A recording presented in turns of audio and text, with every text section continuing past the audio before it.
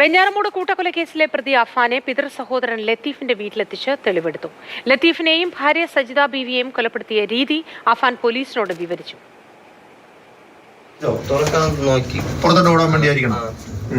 എന്നിട്ട് ഞാൻ ഒരു ചെറിയ പിടി പിടിച്ചപ്പോഴും വീണു. ഇവിടെ വീണു എന്റെ കയ്യിലാണ് വീണത്. എന്നിട്ട് ആ പിട കണ്ടോണ്ടാണ് ഞാൻ പിന്നെയും ചുറ്റിയിലെടുത്ത് അടിച്ചത്. ഇവിടെ ഇട്ടടിച്ച് പിടിച്ച് കിടത്തിയല്ലോ. പിടിച്ച് കിടത്തി. എങ്ങനെ പിടിച്ച് ഇവിടെ ആദ്യം എടുത്ത ഇവിടെ അകത്തോട്ടാണ് ഇങ്ങനെയാണ് കിടത്തിയത്. മൊത്തത്തിലോ?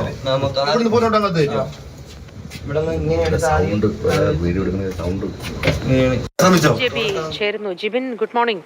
യാതൊരു സങ്കോചവുമില്ലാതെ, യാതൊരു മനോവിഷമവും ഇല്ലാതെ വളരെ കൃത്യമായി അഫാൻ അത് വിവരിക്കുന്നത് കേൾക്കുമ്പോൾ നമുക്ക് പലർക്കും ഞെട്ടലുണ്ടാകുന്നുണ്ട്. അത്രയും ക്രൂരമായി കൊലപ്പെടുത്തിയ വിവരങ്ങളാണ് പങ്കുവയ്ക്കുന്നത്. വിശദാംശങ്ങൾ എന്താണ് ജിബിൻ?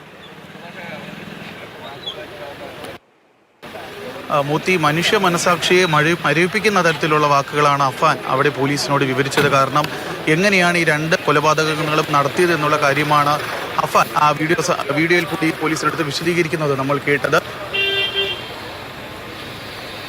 ഇപ്പോൾ അവിടുത്തെ തെളിവെടുപ്പ്, അതായത് ഈ ചുള്ളാളം SL പുരത്തെ ലത്തീഫിന്റെ വീട്ടിലെത്തിച്ച് തെളിവെടുപ്പ് പൂർത്തിയാക്കി ലത്തീഫിന്റെ പിന്നീട് അഫാനെ കൊണ്ടുവന്നു. ഇവിടെ ഇപ്പോൾ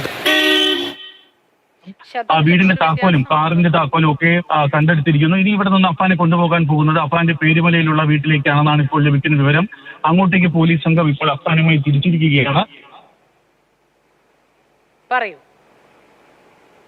ഏറ്റവും എടുത്ത് പറയേണ്ട കാര്യമെന്ന് പറയുന്നത് മറ്റേ മൂർത്തി പറഞ്ഞതുപോലെ അഫാൻ വിവരിക്കുന്ന ഒരു രീതിയുണ്ട് പോലീസിന്. അതായത് ഇത്രയും മൃഗീയമായി 5 കൊലപാതകങ്ങൾ ചെയ്തിട്ടും യാതൊരുവിധ ഭാവ വ്യത്യാസവും ഇല്ലാതെയാണ് അഫാൻ ആ കാര്യങ്ങളൊക്കെ തന്നെ ആ പോലീസിനോട് വിവരിക്കുന്നത്. അതായത് ലത്തീഫിനെ കൊലപ്പെടുത്തുന്ന സമയത്ത് സജിത ബീവി അത് കേട്ടുകൊണ്ട് അങ്ങോട്ടേക്ക് ഓടിയെത്തുന്നു. ഇതിന് പിന്നാലെയാണ് ആദ്യം സജിത ബീവിയുടെ തലക്കടിക്കുന്നു. അവർ അതുമായി വിളിച്ചുകൊണ്ട് പുറത്തേക്ക് ഓടുന്നു. വീടിന്റെ പുറകുവശത്തുള്ള അടുക്കളയിലേക്ക് സജിത ബീവി ഓടുന്നു. പിന്നാലെ അവരെ ക്രൂരമായി തലക്കടിച്ച് പരിക്കേൽപ്പിക്കുകയായിരുന്നു. അങ്ങനെയാണ് സജിത ബീവിയുടെ മരണം സംഭവിച്ചത്. സജിത ബീവിയുടെ തലയ്ക്ക് പുറമെ അവരുടെ കൈക്കും പൊട്ടലേറ്റതായി പറയുന്നുണ്ട്. ഇതെല്ലാം അഫാന്റെ ഈ ചുറ്റി കൊണ്ടുള്ള ആക്രമണത്തിൽ പറ്റിയതെന്നാണ് ഇപ്പോൾ പോലീസ് പറയുന്നത്. മറ്റൊരു കാര്യം, ഈ ആദ്യം സജിത ബീവി തലയ്ക്ക് അടിയേറ്റ വീട്ടിന്റെ പുറത്തുള്ള അടുക്കളയിലേക്ക് കയറുന്ന വശത്ത് വീഴുന്നു. അവിടെ നിന്ന് അഫാനാണ് സജിത ബീവിയെ ഒറ്റയ്ക്കെടുത്ത് ഒരു തലഭാഗം മാത്രം ഈ അടുക്കളയുടെ ഭാഗത്തേക്ക് കൊണ്ടുവയ്ക്കുന്നതും ഉടലും കാലും ഒക്കെ ഈ പുറത്തേക്ക് കിടക്കുന്ന അവസ്ഥയിലായിരുന്നു അന്ന് സജിത ബീവിയുടെ മൃതദേഹം കണ്ടെത്തിയത്. ഇതെല്ലാം തന്നെ യാതൊരുവിധ ഭാവ വ്യത്യാസവും ഇല്ലാതെയാണ് അഫാൻ പോലീസിന് വിവരിച്ച് നൽകിയത്.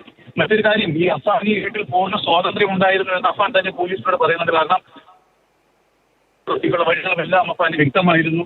ഈ കൊലപാതകത്തിന് പിന്നാലെ അഫാൻ കൊലപാതകം നടത്തിയത് ആ സമയത്ത് അഫാൻ വീട്ടിലേക്ക് എത്തുന്ന സമയത്ത് ഈ ലത്തീഫും ഭാര്യ സജിത ബീവിയും ഇവിടെയുള്ള ആ ഹോളിൽ തന്നെയുള്ള ഒരു ഫർണിച്ചറിൽ സെറ്റിയിൽ ഇരിക്കുകയായിരുന്നു.